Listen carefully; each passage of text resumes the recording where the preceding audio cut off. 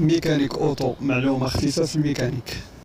الموضوع ديال اليوم غادي نهضروا فيه على دوك الفقاعات اللي كيخرجوا لينا في البنوات اولا دوك البقالات اللي كيخرجوا في البنوات بحال الشكل اللي كتشوفوا يعني في الصوره. يعني الاكثريه ديال الناس ما كيردش ليهم البال، وكيفاش تعرف راسك ما كتردش ليهم البال؟ حتى كتمشي عند مول البنوات عاد كيقول لك راه هاد البنو يعني فيه هاد البقاله هادي، يعني انت ما كنتيش رد البال، يعني هذيك البقاله ما عقتيش بها. غادي نهضروا على الخطوره ديال هذوك الفقاعات، وباش نوصل الفكره اولا باش نوصل الخطوره ديال هاد الفقاعات اللي كيخرجوا في البنوات. غادي نشوفوا ثلاثه المسائل في هذا الفيديو. المساله الاولى غادي نشوفوا المكونات ديال البنو، حيت الا ما عرفتيش المكونات ديال البنو ما توصلكش الفكره ديال الخطوره ديال هذيك الفقاعات. غادي نشوفوا المكونات ديال البنو، وغادي نشوفوا الاسباب اللي كتخلي البنو يخرجوا فيه هذوك الفقاعات. ثالث حاجه غادي نشوفوا كيفاش ترد البنو، أو عفوا كيفاش ترد البال البنو ديالك قبل ما توصل عند مول البنوات ويقول لك راه هاد البنو راه فيه هاد البقاله. يعني ديك البقاله تبان لك انت قبل ما توصل عند مول البنوات، يعني وترد ليها البال باش تحافظ على السلامه ديالك.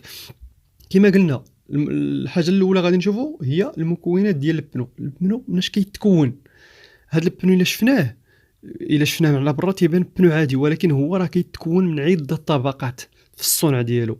وهاد الطبقات كيتنقسموا لجوج الانواع، كاينين الطبقات الخارجيه وكاينين الطبقات الداخليه. هاد الطبقات الخارجيه ديال البنو اللي كيبانوا لك انت بالعين المجرده مكلفين بالاحتكاك مع الارض. هذوك الطبقات الخارجيه مكلفين بالاحتكاك مع الارض، وكاينين طبقات داخليه مكلفين بحبس الهواء داخل الاطار.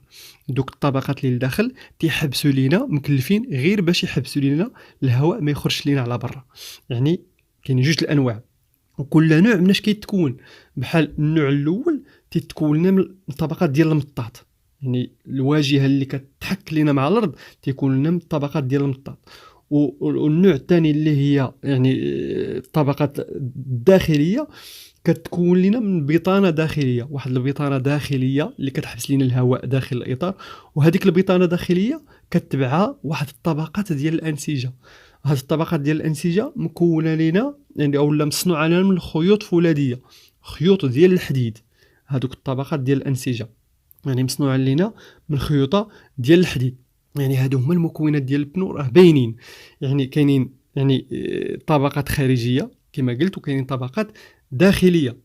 عقلوا على هاد الفكره مزيان. يعني طبقات الخارجيه يعني مكلفه بالاحتكاك مع الارض، والطبقات الداخليه مكلفه لينا بحبس الهواء داخل الاطار. يعني هادو هما المكونات.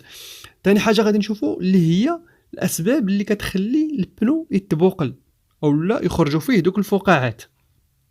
الاسباب اللي كتخلي البنو يخرجوا فيه دوك الفقاعات هي فاش كتضرر لينا الطبقه الداخليه ديال البنو اللي مكونه من ديك البطانات الداخليه ومكونه من ديك الطبقه ديال الانسجه. يعني فاش كتضرر لينا، يعني انت البنو من برا تيبان لك سليم، ولكن هو راه واكل العصا من الداخل، من الطبقات الداخليه واكل العصا. الا كلت العصا الطبقات الداخليه كيتسرب لنا الهواء من الطبقات الداخليه وكيخرج لنا للطبقه الخارجيه وكيبوق لها، وكتولي الطبقه الخارجيه هي اللي مكلفه بحبس الهواء. يعني الا تبقيتي كتمشى بداك الاطار واحد النهار غادي تفرقع، حيت هي ديك الطبقه الخارجيه اللي ولات مكلفه بحبس الهواء داخل الاطار. يعني الطبقه الداخليه ما بقاتش دايره خدمتها، كلات العصا. كيفاش كتاكل العصا؟ فاش كتكون يعني كتبغي تبلاصي في شي بلاصه، كتضرب الطوموبيل مع الطريطوار، كتضرب البنو مع الطريطوار بالجهد مثلا، كطيح في شي حفره غارقه تطيح بالجهد، كتضرب شي دودان بالجهد. يعني فاش كيتعرض البنو لشي صدمه قويه شويه تما كتضرر لينا هذيك الطبقه الداخليه، كتاكل العصا ديك الانسجه وديك البطانه الداخليه كتاكل العصا وكتفلت لينا الهواء، كتولي ما دايراش خدمتها، كتفلت لينا الهواء وكيولي الهواء ديك الطبقه الخارجيه هي اللي حابساه وكيتبوق لينا البنو. يعني هكا ولا هادو هما الاسباب اللي كتخلي البنو يتبوقل الا تعرض لشي صدمه كبيره. هذه اول حاجه. ثاني حاجه، الا بقات الطوموبيل واقفه لمده طويله، يعني الطوموبيله خليتيها واقفه لمده طويله، هذيك الطبقه الداخليه كتضرر وكيولي البنو كتخرج فيه واحد البقاله. يعني الا بغيت تخلي طوموبيلك واقفه لواحد المده اللي هي طويله، ما تخليهاش واقفه على البنوات، ما تخليهاش واقفه عفوا على البنوات. يعني خصك تعلقها، يعني دير ليها التريتوات على الشاسي وعلقها وخلي البنوات يعني معلقين في الهواء، ما تخليهاش محطوطه على البنوات، حيت غادي يخرجوا فيهم هاد الفقاعات هادو. ثالث حاجه اللي غادي نهضروا عليها اللي هي كيفاش ترد البال البنو ديالك، واش فيه هاد الفقاعات ولا ما فيهش. حالو ساهل، هو تهز الشتاء والماء، هو تغسل البنوات ديالك مره غسل البنوات ديالك. راه فاش كتغسل البنو راه كتشوف شنو فيه. يعني الا ما كنتيش كتغسل البنو راه ما عمرك تقرب ليه. الا فاش كتغسل البنو ديالك كتقرب ليه، يعني غسل البنو من الجنب ورد ليه البال الوسط ديالو.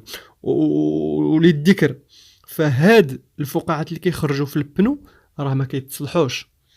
راه عندك يقول لك شي حد راه تخرج لك في البنو شي فقاعه ويقول لك راه كتصلح، راه ما كتصلحش نهائيا.